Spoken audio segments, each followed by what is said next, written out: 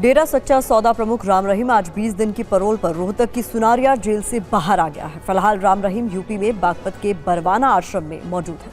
ये रिपोर्ट देखिए। तस्वीरें राम रहीम के बरनावा आश्रम की है। परोल मिलने के बाद राम रहीम अब बागपत के इसी आश्रम में मौजूद है। हरियाणा विधानसभा चुनाव में मतदान से ठीक 3 दिन पहले आज सुबह 6:34 पर राम रहीम रोहतक की सुनारिया जेल से बाहर निकला। पुलिस फोर्स की सुरक्षा में राम रहीम का काफिला बागपत के बरवाना आश्रम में पहुंचा। इससे पहले हरियाणा विधानसभा चुनाव के बीच चुनाव आयोग ने राम रहीम के परोल को मंजूर किया था। हालांकि चुनाव आयोग ने 3 शर्तों के आधार पर राम रहीम के परोल को मंजूर किया था। पहली शर्त यह कि परोल अवधि के दौरान राम रहीम हरियाणा में नहीं रहेगा। दूसरी शर्त के मुताबिक राम रहीम किसी भी चुनावी गतिविधि में शामिल नहीं होगा। तीसरी शर्त यह कि सोशल मीडिया पर चुनाव प्रचार नहीं करेगा और किसी भी सियासी दल के पक्ष में वोट देने की अपील नहीं करेगा। चुनाव आयोग ने हरियाणा सरकार से कहा कि अगर राम रहीम आचार संहिता या शर्तों का उल्लंघन करता है तो परोल तुरंत कैंसिल कर दी जाएगी।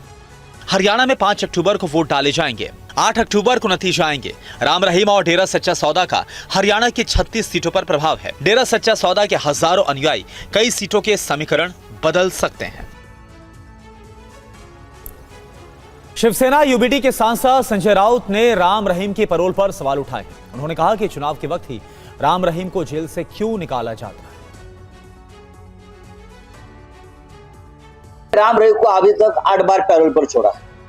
ये नियम और कानून से बहुत विपरीत है। एक बलात्कार, एक मर्डर कितने बार आ सकता है पैरोल पे, वो भी चुनाव में, पंजाब का चुनाव हो या और किसी कहा चुनाव हो।